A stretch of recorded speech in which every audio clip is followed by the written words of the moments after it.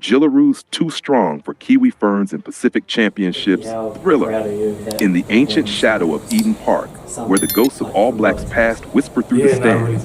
One try, born of rookie lightning and veteran steel, turns national pride into a glimpse of destiny. It reminds two fierce sisterhoods that the Pacific's greatest rivalry is not won in scores, but in souls. November 2nd, 2025. Auckland wakes beneath a bruised sky, the air thick with salt and anticipation. 40,000 voices rise in a haka that shakes the earth, the Kiwi Ferns advancing, eyes locked on the green and gold wall opposite. The Jillaroos stand unmoved, arms linked, hearts pounding to the rhythm of 30 years undefeated against all but these same warriors. This is no ordinary Sunday. It's the dress rehearsal for CommBank Stadium's grand finale, 7 days away.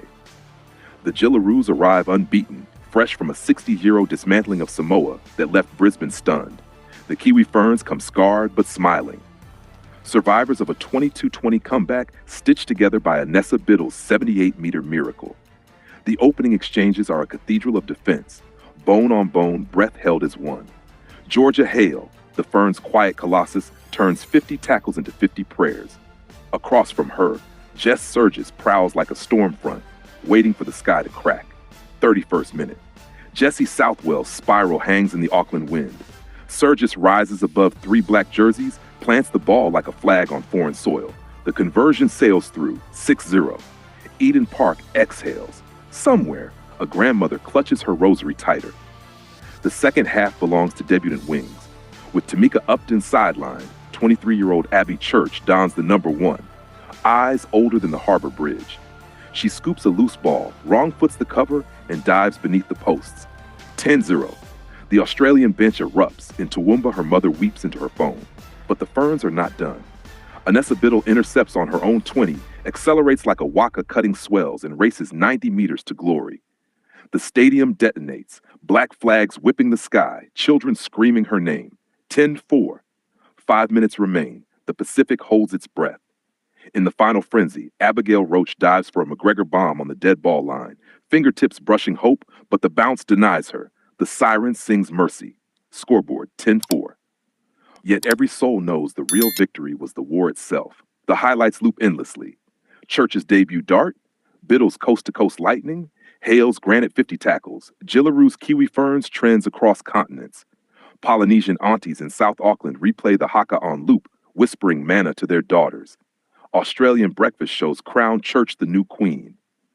New Zealand columnists write love letters to Biddle's runaway soul. Fans flood NRL inboxes, pleading for a grand final rematch, for extra time, for overtime, for eternity. But beneath the rivalry lies something deeper. This game is more than power and pace. It is heritage, reclamation, rebirth. Maori and Pacifica women owning space their grandmothers could only dream of. Indigenous Australian sisters standing shoulder to shoulder with cousins across the ditch. The 10-4 hides 1,000 stories of boarding schools and factory shifts, of mothers who never saw their daughters play under lights. As the countdown to CommBank begins, the internet becomes a war room. Jillaroos fans post green and gold montages. Ferns supporters reply with black and white poetry. Yet beneath the banter grows respect. Rival mums swapping recipes in comment threads, promising shared barbecues after the final whistle. This is why women's rugby league beats faster than any sport alive. Not just power, but poetry. Every run a verse, every tackle a stanza, every debut a new chapter in a saga older than passports.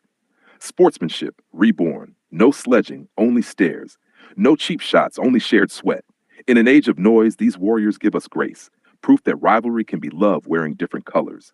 Legacy, too, is woven here. Hale passing the torch to Biddle, Sergis mentoring Church, the circle unbroken, from Regina to Racine. Values Wana, resilience, respect, not slogans, but sinew. Humanity glows in small mercies. Keely Davis dislocating her shoulder in minute 2, refusing the stretcher so her sisters keep 11. Leanne Tafuga failing HIA yet smiling for the camera, knowing the team comes first. Look to the crowd. 40,000 strangers turn family, rising as one when Church scored, rising again when Biddle answered. In their roar lies the game's truth. We don't watch for points, but for proof that courage still walks among us. 7 days to rewrite the ending. CommBank awaits. 80,000 voices, a sea of flags, two teams who already know each other's dreams by heart. In the sheds, Abbi Church cradles her player of the match medal. I grew up watching these ferns break tackles and hearts, she whispers. Tonight I just tried to run like them, fast enough to make my nan proud. Outside, Annessa Biddle faces the Auckland rain. That try?